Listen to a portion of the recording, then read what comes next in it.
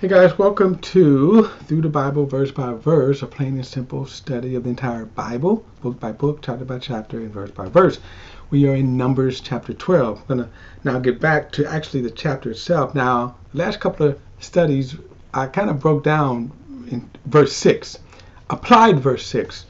How do we know when God is speaking to us? How do we know to follow someone who claims to be a spokesman for God?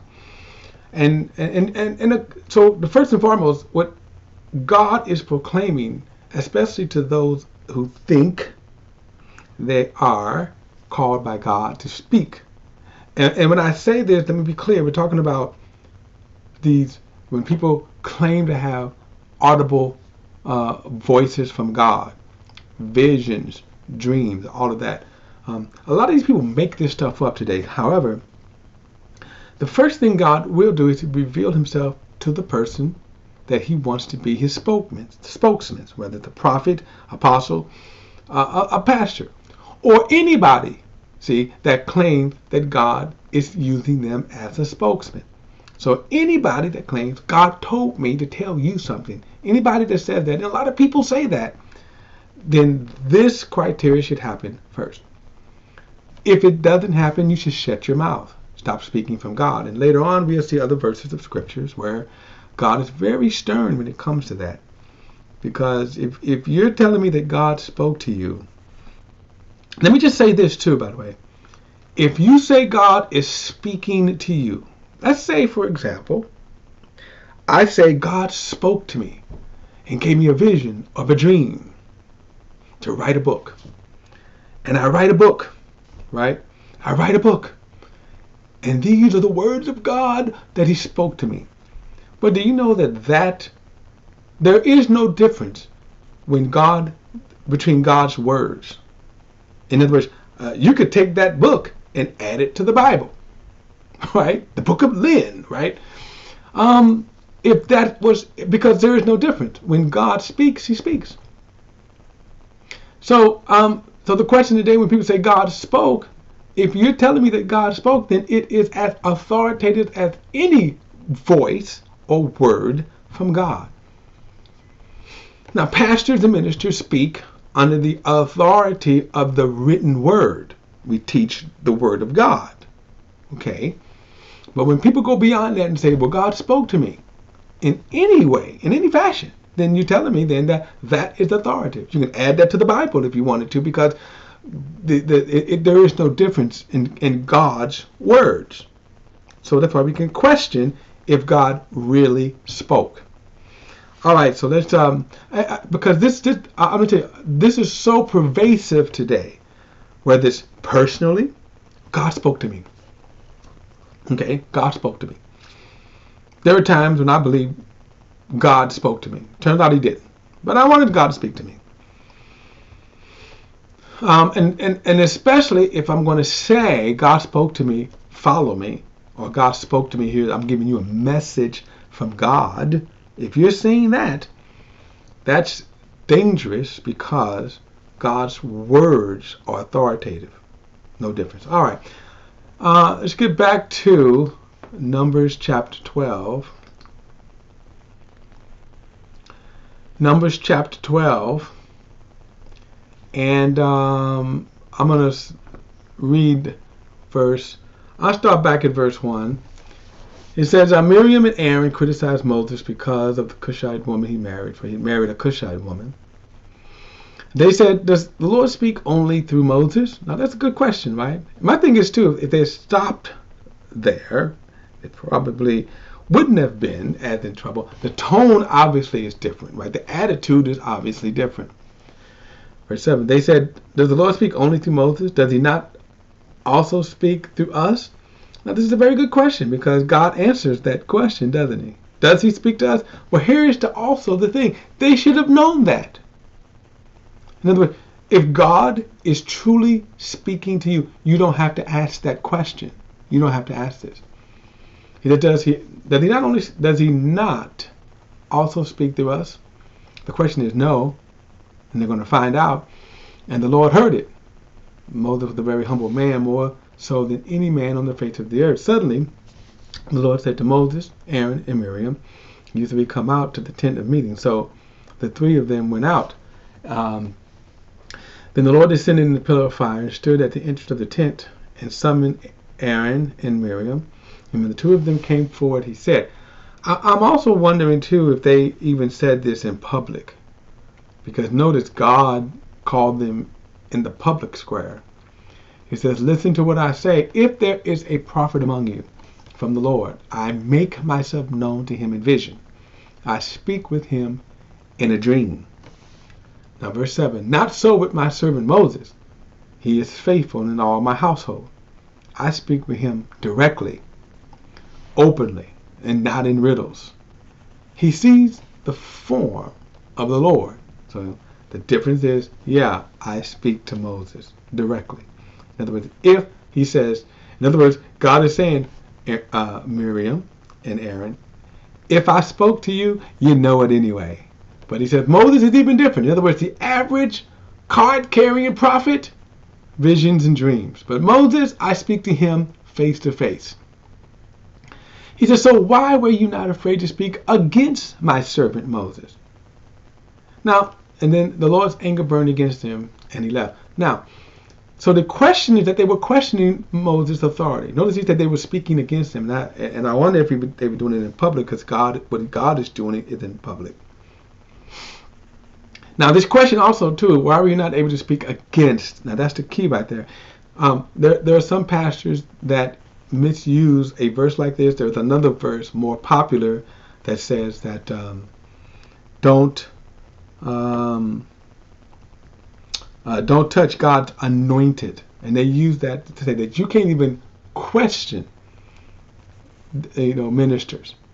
And by the way, and that's when they do bad things. In other words, Moses' name is, he's not saying you can't question ministers, that you can't examine ministers, right?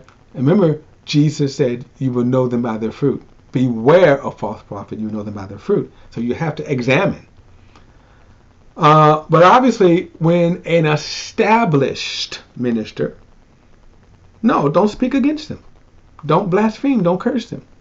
Don't speak against. Don't come against God's true ministers. Okay.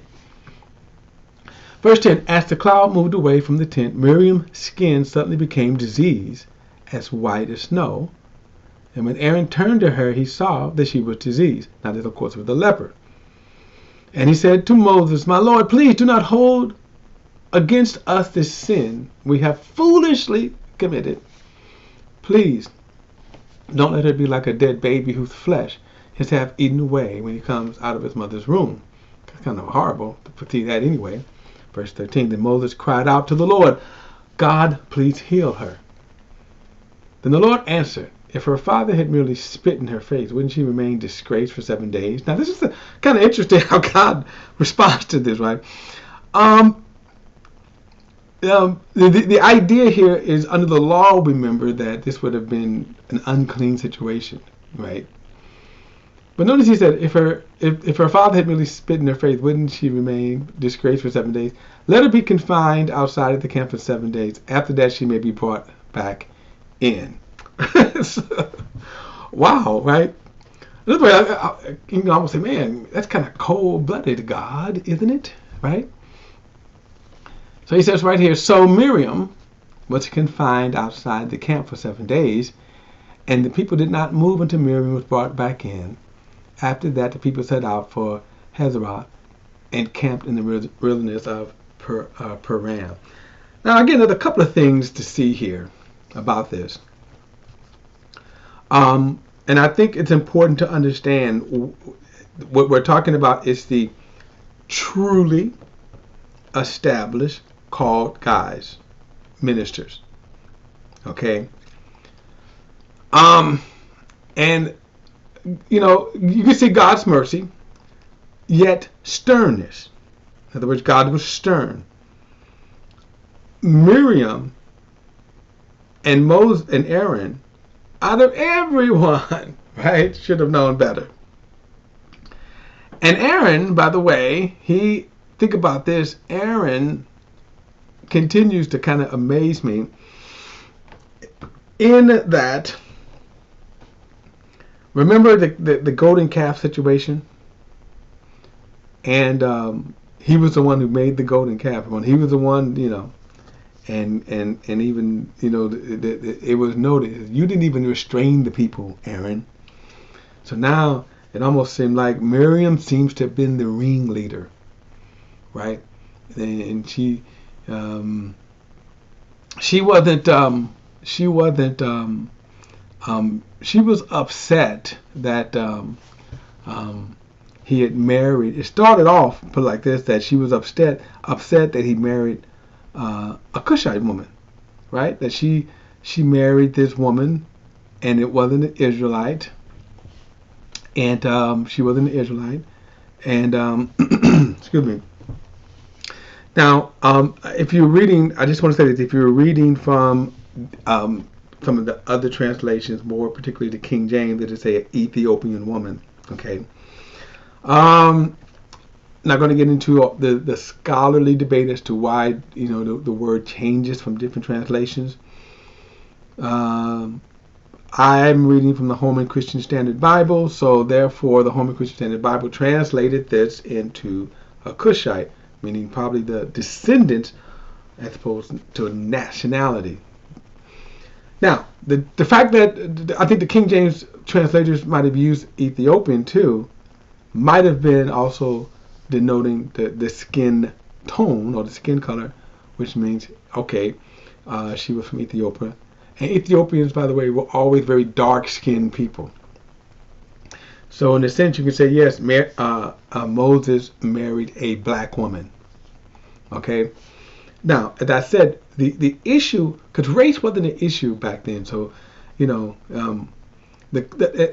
term Cushite, it actually was probably even more so the fact that where she came from, we don't know exactly if she had proselyte to Israel. In fact, we don't even know where she came from. In other words, was she a part of the camp? Was she a part of the Egyptian when they left? The point is, Miriam didn't like it. That was the whole point. They didn't like it, and they didn't like that he had married. Like I said, and it was probably more so that she wasn't an Israelite woman. In other words, can you find an Israelite woman to marry? But then too, it was none of their business, right? You can say none of their business. I don't think it was wrong for them to necessarily question Moses about it, but where they stepped over the line was to try to denounce Moses by saying, hey, we're just as good as Moses. We're just as anointed as Moses. And that was the point. So my point is that there are ministers today who misuse this and misapplied it to themselves when it doesn't even apply to them. Now, if a person is a called pastor, and remember we talked about the criteria. How do you know, what should happen with ministers is that, and it doesn't have to happen this way, but I'm going to say it probably should happen this way. For example, if you're a part of a church and then a minister is going to be then promoted to, let's say, a pastor or an elder or something like that. And typically other ministers, established ministers, pastors like that, will lay hands on the person. And what that does, it does validate them. In other words, from this point on, we're recognizing this person in the call that God has called them to. And then that should be respected. Okay, that should be respected. So let me just, if you're in a church that you don't agree with, you should never ever try to speak down on the pastor. You should never ever try to overthrow the ministry, usurp authority in the ministry. That's where you would go wrong. If you don't agree with the ministry, leave.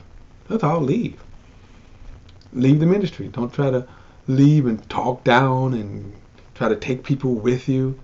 That's where you're going to get in trouble with God, right? You're going to get in trouble with God on that. Okay, just leave. Okay. And if you think God has called you and you're something, right, and you think you're special, then yeah, okay, fine, but leave. So, I think there's two sides of this here, where Again, Miriam wasn't wrong that she said, Moses, what are you doing? And we don't have a lot of details about the Cushite woman. For example, if you kind of go back with Rachel and Isaac and Rachel. I mean, Rebecca. Not Rebecca. Yeah, Isaac and Rebecca. How they criticized Esau for his wives because they were loud, right? They were loose women. So they could say, wait a minute, why are you marrying these women? They're loose women. Like, what the, right? And but again, we don't know all those details. Let me say that we don't know all those details. We just don't know. The point is that where they stepped over the line is that, but does God only speak to Moses? Doesn't he speak to us? And God kind of showed you, no, I don't. You would know it, by the way. You wouldn't have to ask the question. You would know it. And then again, of course, too, if God really spoke to you, you wouldn't be making this proclamation. You wouldn't be making this question to try to usurp authority over Moses. That's where he got in trouble. And I'll say this again. I will say no one should ever try to usurp authority in someone else's church. If you disagree with a minister, just leave. One of the things too, and I'll say this too, and I'm going to say this in closing. One of the lessons I learned many years ago, that and I was talking bad about a minister, and the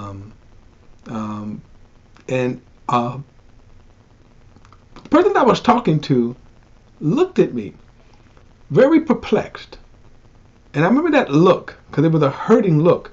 And it was a look that even frightened me, because was I damaging this person? In other words, I'm telling you about this minister. I'm not a pastor. I'm not going to lead you to another, let's say, sheepfold. And yet, what I saw with that, how wrong I was, because I don't know if I was damaging a person. Okay, damaging their spirituality. And whether it happened or not, and it didn't, but it was kind of a shock to me that me criticizing the ministers of the church, see, that I could do this to them. That was wrong. In other words, if I didn't like the church, I should have just left. You should have just left. But constantly trying to win an argument or win people over to my point of view doesn't score points with God at all. I'm wrong. And in a sense, I'm just as bad as Miriam. Okay. So, and I would like to tell you too that right then I learned that lesson. But actually I didn't. It took me many more years. Thank God for His mercy to learn the lesson on that. Okay. It took me many more years. So, anyway, that's a great lesson though. Okay. Notice that God took the time to point this out. That whom He calls, we should respect and honor. That's all. And they're in God's hand. Whatever actions they do, notice God did not comment on whether or not Moses was right or wrong. All right, guys. Chapter 13 in the next study. I'll see you then.